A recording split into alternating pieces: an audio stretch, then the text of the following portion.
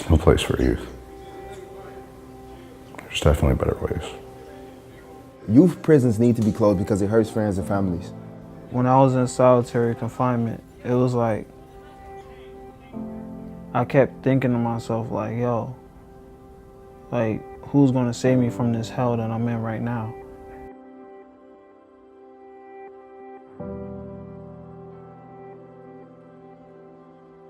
I just don't want to see anyone else have to go through the same stuff I've had to go through.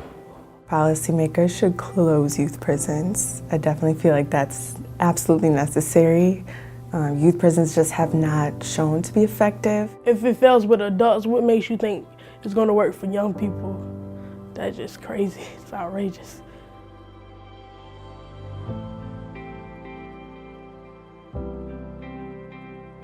Instead of locking kids up, they should be putting them in rec centers, having instead of the COs, they should be having mentors and counselors, people that the kids can just have someone to talk to, someone that'll just listen.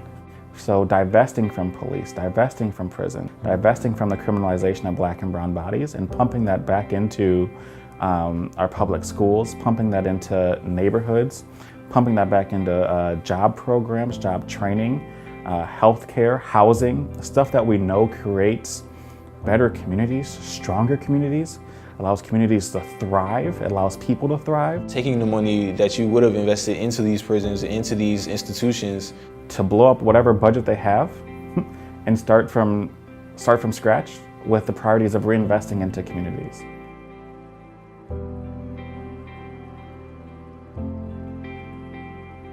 Policymakers should definitely be engaging with the youth instead of locking them up. I think that if policymakers at least tried to get a pulse on their stories, the individual stories of the kids here in the city of Bridgeport or whether it be Richmond, Virginia or Milwaukee, if they at least had just an inkling of what they went through, I don't think jail would be an option for them. Like when you hear someone that's 15 years old like me say some powerful stuff about youth incarceration and like they give you a couple statistics and things like that, they're like, what? Since when? If it's not for the youth, then who's it for? Like if you're not listening to the youth, where are you getting your information from? That's the most important data, is what those kids are saying. Regardless of the statistics and everything that you guys gather from your paperwork, I mean, what the youth are saying is the most valuable, resourceful information you're gonna get.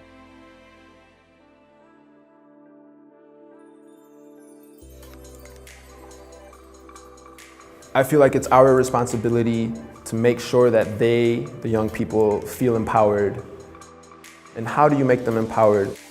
Bringing them to spaces to which otherwise they wouldn't find themselves in. Like just that, like a partnership. So the youth actually having a hand in the decisions that are being made. Not for there to be a meeting with the youth and the adults and then the adults go have another meeting after the youth leave to actually make that decision.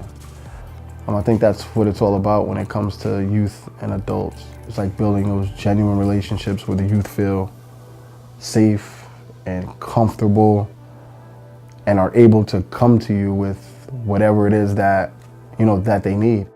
Just open lines of communications. Everyone has a safe space to express themselves, to be transparent, to address their concerns or voice their concerns. It's important for us young people to be heard, for conversations like this to be heard, for the older generation to put us as young people at the forefront.